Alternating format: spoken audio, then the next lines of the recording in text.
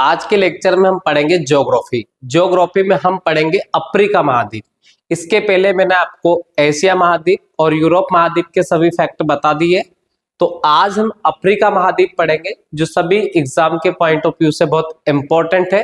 तो सबसे पहले हम अफ्रीका महाद्वीप की अगर लोकेशन की बात करें तो ये एकमात्र ऐसा महाद्वीप है जहां से कर्क रेखा, मकर रेखा और विषुवत रेखा तीनों रेखा यहाँ से गुजरती है।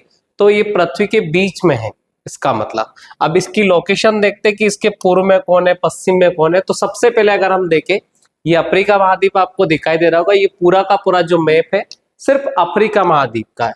अफ्रीका महाद्वीप के जस्ट आप ऊपर देखेंगे तो ये आपको यूरोप महाद्वीप दिखाई दे रहा होगा और यूरोप महाद्वीप ये ऊपर है, इसके मतलब इसके उत्तर में। इसके पूर्व में अगर हम देखेंगे तो इसके पूर्व में आपको थोड़ा एशिया महाद्वीप दिखाई देगा और ज्यादा पूर्व में आप देखेंगे इधर नीचे तो आपको ऑस्ट्रेलिया महाद्वीप यहाँ पर आपको आगे दिखाई देगा।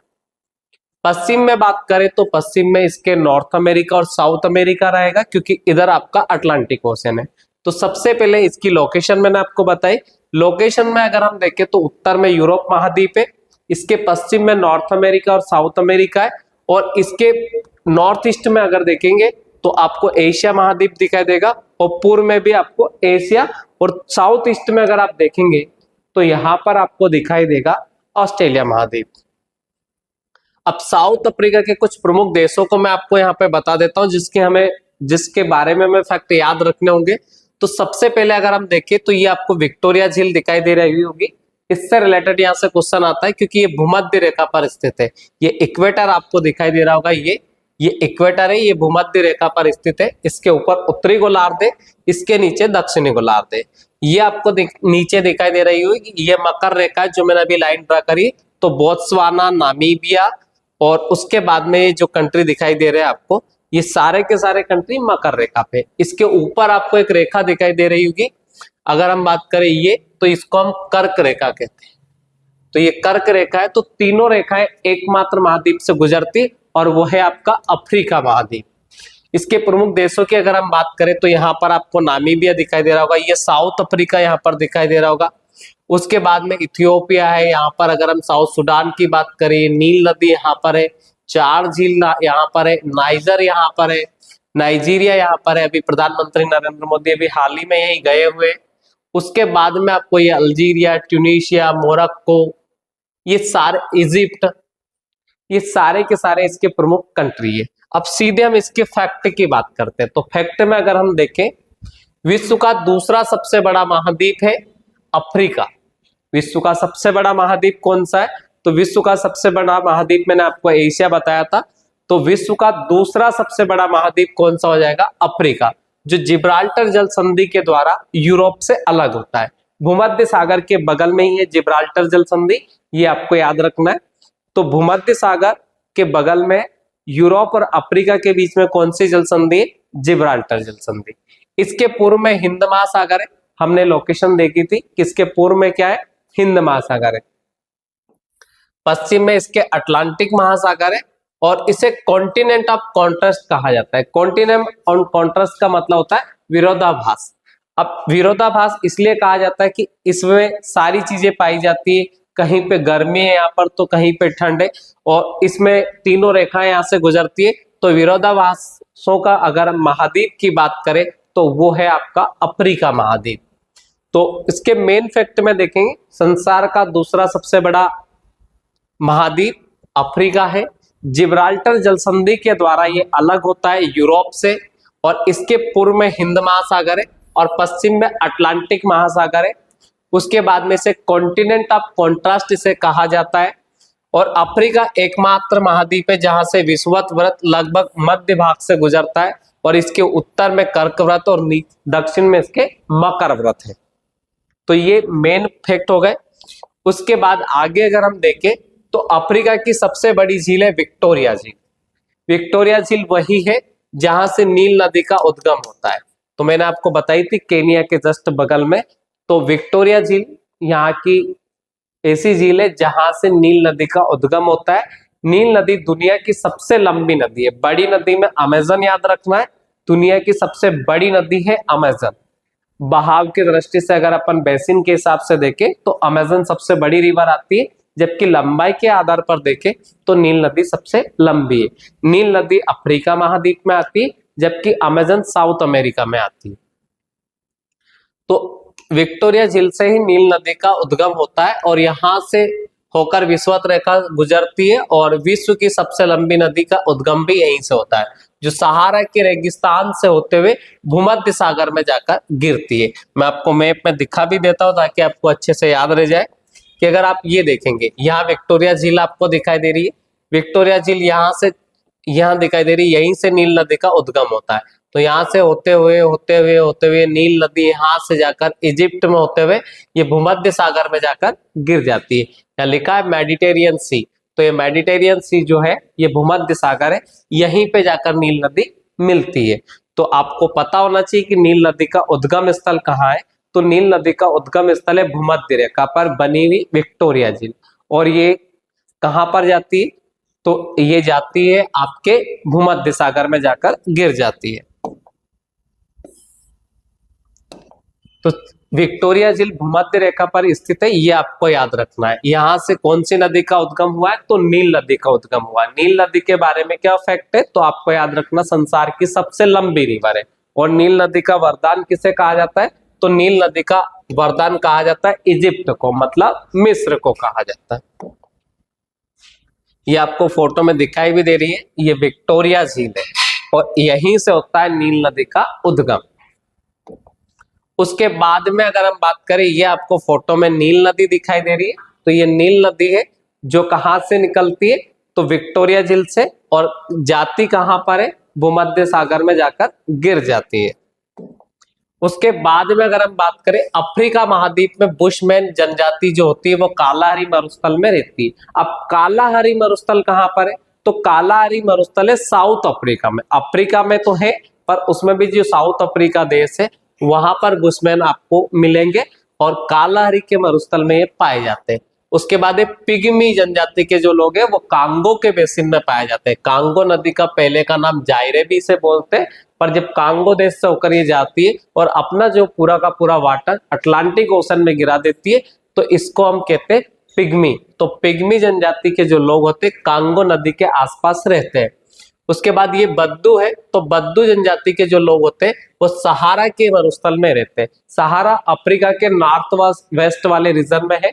तो ये आपको याद रखना है कि 3 जनजातियां प्रमुख इसमें, बुशमैन, बुशमैन के बाद पिग्मी और बद्दू। एक तुअर जनजाति भी होती है, ये वहां पर गाइड का काम करती है, ये आपको याद रखना। तो सबसे पहले अगर हम बात करें बुशमैन, तो बुशमैन कहाँ पाई जाती है, तो बुशमैन पाई जाती है कालाहारी मरुस्थल में। कालाहारी मरुस्थल में हम शुतुरमुर्ग नामक एक चिड़िया भी पढ़ेंगे, जिसको आप ओस्ट्रिच के नाम से जानते हैं।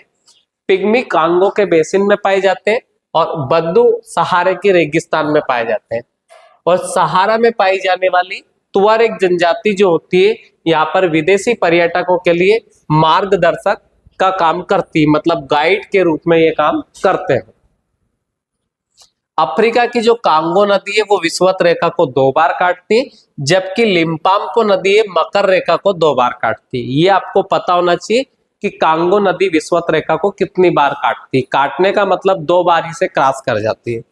उसके बाद जो लिम्पोपो रिवर है ये मकर रेखा को 2 बार काटती है। और अगर हम माही नदी की बात करें, माही जो मध्य प्रदेश के धार में है, तो जो माही मध्य प्रदेश के धार जिले में, ये आपको याद रखना, ये कर्क रेखा को 2 बार काटती है।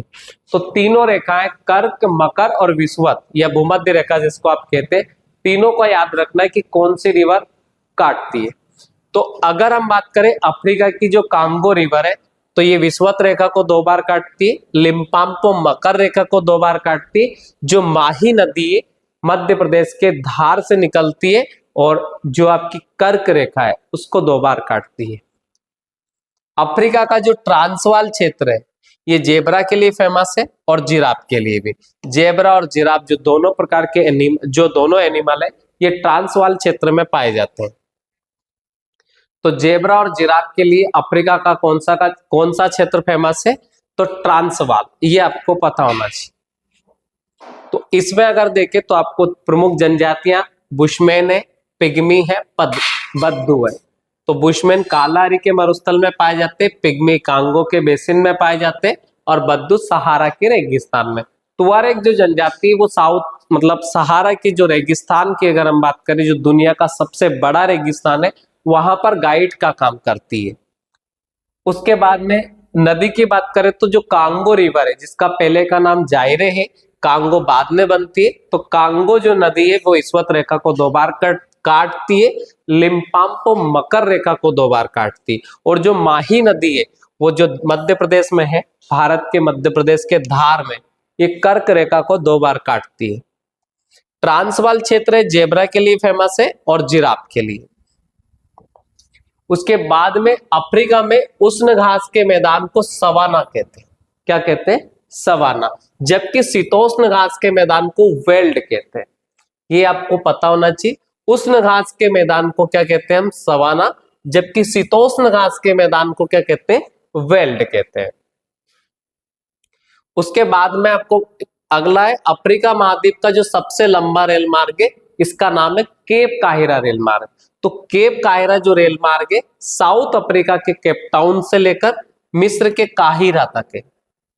तो मिस्र आपने देखा था मैप में ऊपर ही ऊपर है और साउथ अफ्रीका नीचे नीचे। तो यहाँ का सबसे लंबा रेल मार्ग है केप काहिरा। मैं आपको एक बार फोटो में शो भी कर देता हूं ताकि आपको याद रह जाएगा कि ये आपका दिख रहा होगा यहाँ पर साउथ अफ्रीका, यहां से लेकर, और ये आपको दिख रहा होगा इजिप्ट। इन दोनों के बीच में ये रेल मार्ग है। तो ये सबसे लंबा रेल मार्ग है अफ्रीका महाद्वीप का। तो अफ्रीका महाद्वीप का जो सबसे लंबा रेल मार्ग है उसका नाम है केप काहिरा, जो साउथ अफ्रीका के केप टाउन से लेकर अफ्रीका के मिस्र के जो राजधानी है काहिरा वहां तक है। तो केप टाउन से लेकर काहिरा तक है, ये आपको याद रखना। जो दक्षिण अफ्रीका के केप टाउन नगर से लेकर मिस्र के काहिरा तक है। काहिरा के बारे में याद रखेंगे, मिस्र की राजधानी है। मिस्र के बारे में भी याद रखना, ये पिरामिड के लिए फेमस है। काय के लिए फेमस है? पिरामिड। तो आपको पता होना चाहिए कि पिरामिड के लिए कौन सी जगह फेमस है? मिस्र। तो मिस्र की राजधानी है काहिरा। और मिस्र को नील नदी का वरदान भी कहते हैं। किसका वरदान कहते हैं? नील नदी का वरदान। अब नील नदी का वरदान क्यों कहा जाता है? क्योंकि नील नदी के द्वारा जो उपजाऊ मिट्टी बहाकर लाई जाती है, वहां पे यहाँ के किसान खेती करते हैं और वो जो मिट्टी होती है वो उपजाऊ होती, इस वजह से नील नदी का जो वरदान है वो मिस्र को कहा जाता है। उसके बाद में अगर हम देखें, मिस्र में स्वेज नहर है। अब स्वेज नहर अगर हम बात करें तो मिस्र में स्वेज नहर है, बट स्वेज नहर लाल सागर और भूमध्य सागर को जोड़ती है। और इस नहर की अगर हम बात करें तो 1869 में इसका निर्माण करवाया था अंग्रेजों ने, जिसके कारण यूरोप से भारत आने वाले जहाजों में 7000 किलोमीटर की दूरी की बचत होती है और इसकी लंबाई मात्र 168 किलोमीटर है। स्वेज नहर लाल सागर और भूमध्य सागर दोनों को जोड़ती है, ये आपको याद रखना। अब अगर आप यहां देखेंगे कि आप मैप में देखेंगे तो अच्छे से समझ में आएगा। जैसे ये आपका भूमध्य सागर है, यह आपका लाल सागर है। अब अगर यूरोप की अगर हम बात करें तो ये ऊपर वाला जो एरिया है ये पूरा का पूरा यूरोप का है। यूरोप से कोई जहाज अगर पहले आता था तो वो यहाँ से अटलांटिक ओशन में आता था, अफ्रीका के पश्चिम में आता था और उसके बाद ये हमारे भूमध्य सागर में एंट्री लेके तब वो इंडिया आ पाता था। लेकिन अब क्या, इस नहर के बनने के बाद यहाँ पर आपको दिखाई दे रहा है, ये आपको लाल सागर दिख रहा है, ये भूमध्य सागर है। अब यूरोप से कोई सा भी जहाज यहाँ से यहाँ आएगा भूमध्य सागर में आकर लाल सागर में मिलना उसके लिए बहुत आसान है। देखो यहाँ पर इन्होंने बनाई है आपकी स्वेज नहर, यहाँ से स्वेज नहर में एंट्री लेगा और फिर वो लाल सागर में होते हुए फिर वो इंडियन ओशन मतलब अरब सागर और हिंद महासागर में मिल जाएगा और उसके बाद वो इंडिया आसानी से आ सकता है। तो भारत और यूरोप के व्यापार के लिए स्वेज नहर बहुत इंपॉर्टेंट है। तो ये आपको याद रखना है कि स्वेज नहर का निर्माण कब हुआ है। तो स्वेज नहर का निर्माण 1869 में हुआ है, ये आपको पता होना चाहिए। जिसकी लंबाई कितनी है? तो मात्र 168 किलोमीटर है। जिसकी वजह से कितना फायदा हुआ है? कि 7,000 किलोमीटर की डिस्टेंस कम हो गई है यूरोप और इंडिया के बीच में। अब इसके दक्षिणी छोर पर पोर्ट सुएज है और इसके उत्तरी छोर पर पोर्ट सईद है। पोर्ट तो जानते होंगे आप। अफ्रीका के जो कालाहारी मरुस्थल है, यहाँ पर शुतुरमुर्ग नामक चिड़िया पाई जाती है जिसको आप ऑस्ट्रिच कहते हैं। उसके बाद में अगर हम बात करें उत्पादन की दृष्टि से किम्बरले विश्व की सबसे बड़ी खान है। उत्पादन की दृष्टि से विश्व की सबसे बड़ी खान है किम्बरले और खान है हीरो की। तो हीरो की सबसे बड़ी खान कौन सी है? किम्बरले। ये आपको याद रखना है। उसके बाद जबकि क्षेत्रफल की दृष्टि से अगर हम देखा जाए तो ओरापा बोत्सवाना में, बोत्सवाना देश है और आपका अफ्रीका अगर हम देखें तो अफ्रीका महाद्वीप है, पर जो किम्बरले खान है ये साउथ अफ्रीका में। विश्व की सबसे बड़ी हीरे की खान है। तो आपको याद रखना ये जो खान आपको दिखाई दे रही है इसका नाम है किम्बरले। किम्बरले कहां पर है? तो साउथ अफ्रीका में। साउथ अफ्रीका से जस्ट आप ऊपर वाले कंट्री में देखेंगे तो वो है बोत्सवाना। बोत्सवाना में कौन सी खान है? ओरापा। तो ओरापा जो है वो क्षेत्रफल की दृष्टि से बड़ी है, जबकि प्रोडक्शन के हिसाब से अगर देखें, उत्खनन के मामले में देखें तो उत्पादन की दृष्टि से आपकी जो किम्बरले ये विश्व की सबसे बड़ी खान है। तो किम्बरले विश्व की सबसे बड़ी खान है, ये याद रखना है। जबकि बोत्सवाना क्षेत्रफल की दृष्टि से ये खान आपको दिखाई भी दे रही होगी। यहाँ पे वाटर है, वाटर के नीचे आपको मिलेगा डायमंड। उसके बाद में ये ओरापा दिखाई दे रही है, ये ओरापा खान है। तो ये सबसे बड़ी खान है क्षेत्रफल के हिसाब से। और ये कौन से कंट्री में? बोत्सवाना में। आपको मैं बोत्सवाना मैप में भी दिखा देता हूं ताकि आपको और अच्छा लगेगा, याद भी रह जाएगा। तो यहाँ पे साउथ में मिल जाएगा साउथ अफ्रीका। ये देखो आपको ये आपका साउथ अफ्रीका हो जाएगा। और साउथ अफ्रीका के जस्ट आप ऊपर यहाँ देख पाएंगे तो ये साउथ अफ्रीका, ये हो गया आपका बोत्सवाना।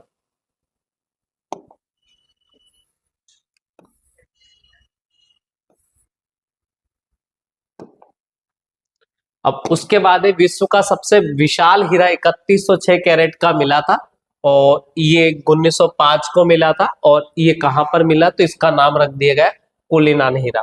जितना चाहो तो ना याद रख सकते, ऐसा कुछ जरूरी नहीं कि ये इंपॉर्टेंट है। इंपॉर्टेंट क्या है ये मैं आपको बताता हूँ। उत्तरी अफ्रीका में विश्व का सबसे बड़ा मरुस्थल है जिसका नाम है सहारा का रेगिस्तान। तो सहारा का रेगिस्तान विश्व का सबसे बड़ा मरुस्थल है। अब अगर आपसे क्वेश्चन आता कि ये अफ्रीका महाद्वीप में उत्तरी अफ्रीका में है कि ये दक्षिणी अफ्रीका में, तो ये उत्तरी अफ्रीका में। तो विश्व का सबसे बड़ा मरुस्थल सहारा का। जबकि भारत का सबसे बड़ा मरुस्थल तो उसका नाम है थार। तो ये इंडिया का सबसे बड़ा है।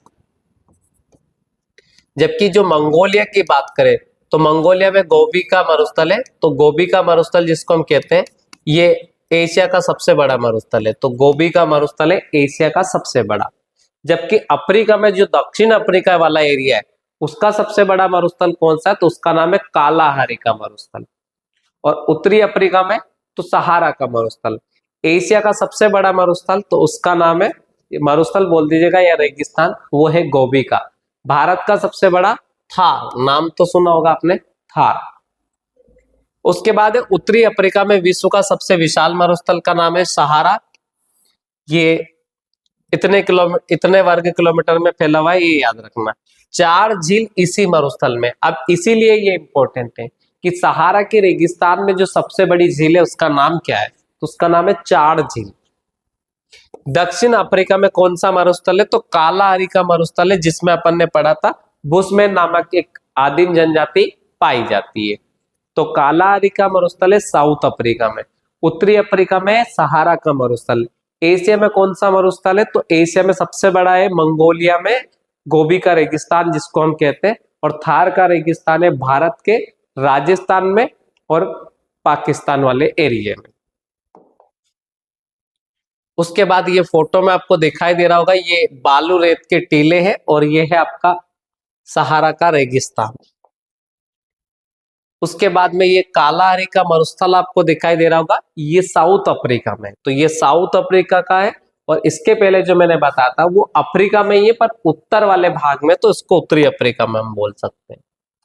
अगला है टेफिलाफेट जो मरुस्थल है, इसका क्षेत्रफल लगभग 13,000 वर्ग किलोमीटर में मोरक्को में। मोरक्को नॉर्थ वेस्ट में आता है अफ्रीका महाद्वीप के।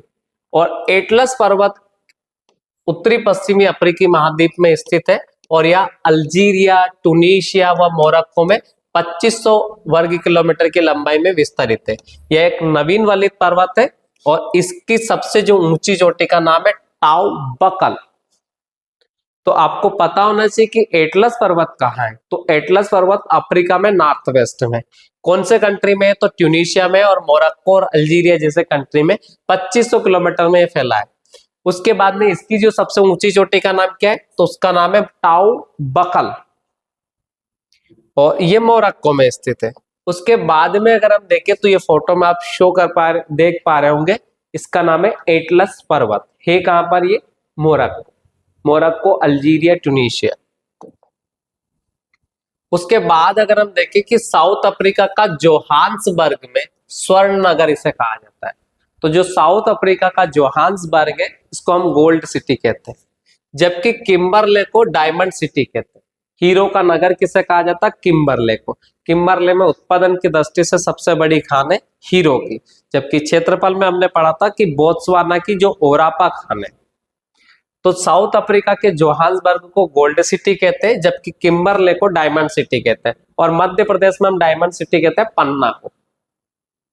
अफ्रीका के दो देश है कोटे डी आइवर और घाना। ये कोको उत्पादक के लिए फेमस है, ये भी याद रखना है। और साउथ अफ्रीका 90% क्रोमियम का उत्पादन करता है। साउथ अफ्रीका की जो न्यायिक राजधानी है उसका नाम है ब्लोमफोंटेन। तो ब्लोमफोंटेन याद रखना आपको, साउथ अफ्रीका की न्यायिक राजधानी है।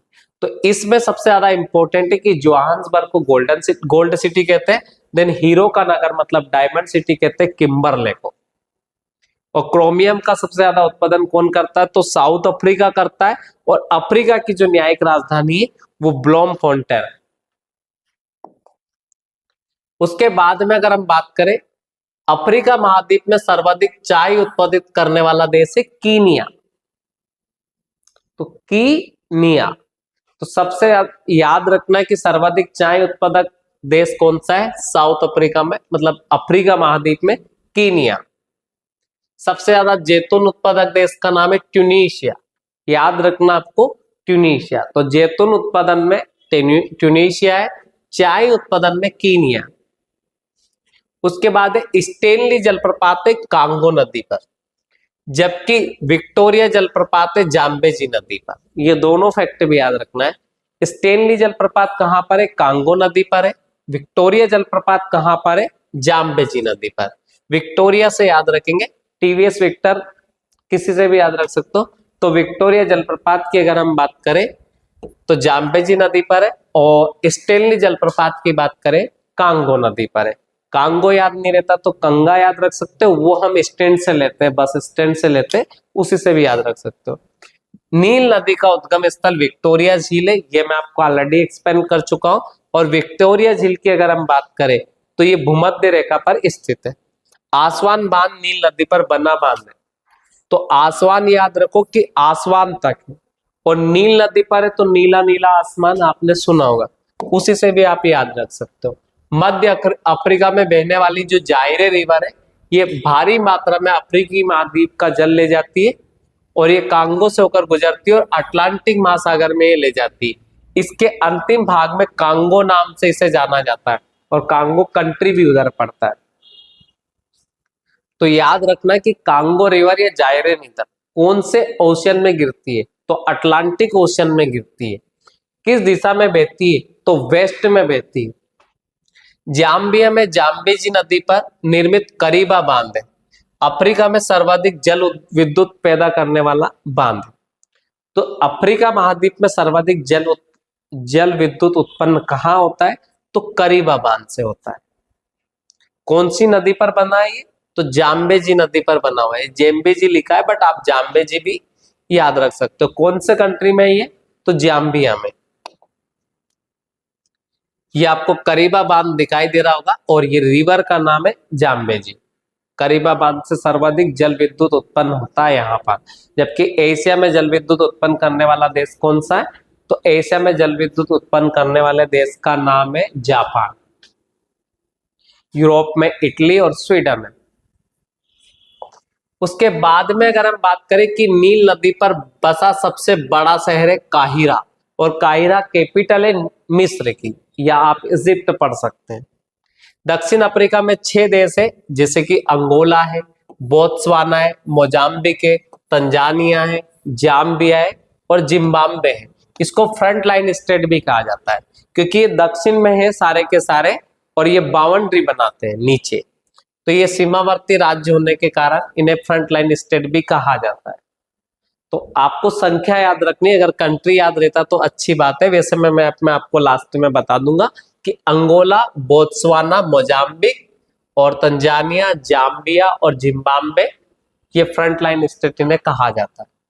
Horn of Africa, horn of Africa के पूर्वी भाग को कहा जाता है, ये आपको याद रखना।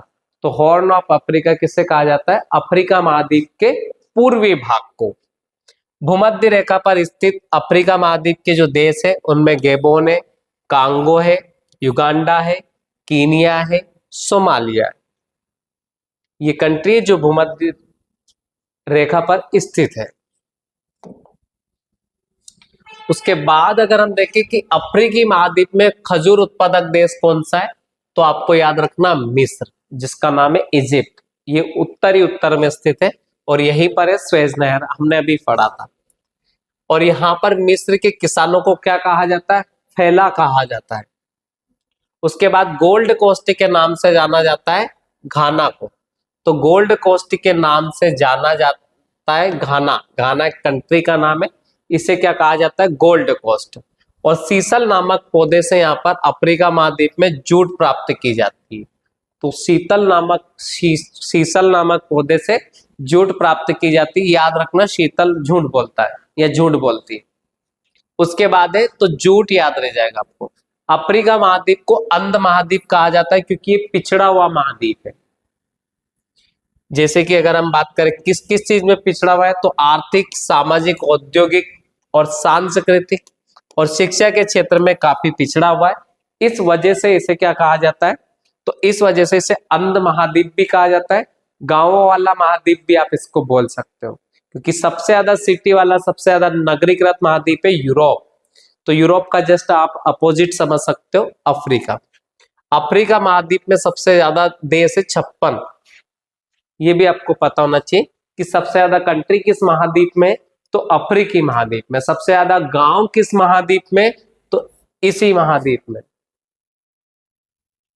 अंध महाद्वीप इसे कहा जाता है, सीसल नामक पौधे से यहाँ जूट प्राप्त होती है, और घाना को गोल्ड कोस्ट के नाम से जाना जाता है। और खजूर उत्पादन की अगर हम बात करें मिस्र में, मिस्र पिरामिड्स के लिए भी फेमस है। उसके बाद में अगर देखें अफ्रीका महाद्वीप में सर्वाधिक जनसंख्या वाला देश है नाइजीरिया। तो अफ्रीकी महाद्वीप में सबसे ज्यादा जनसंख्या वाले कंट्री का नाम है नाइजीरिया। अफ्रीका महाद्वीप में सबसे नगरीकृत जो देश है उसका नाम है लीबिया। तो सबसे ज्यादा सिटी वाला कंट्री कौन सा है? लीबिया। और पाम तेल की नदी कहा जाता है नाइजर नदी को। तो नाइजर को कौन सी नदी कहा जाता है? पाम ऑयल की नदी।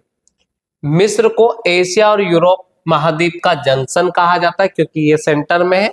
और अफ्रीका ही एकमात्र ऐसा महाद्वीप है जिसमें से कर्क, मकर और अब कर्क रेखा और मकर रेखा गुजरती है, तो ऑब्वियसली कि विषुवत रेखा तो अपने आप गुजरेगी।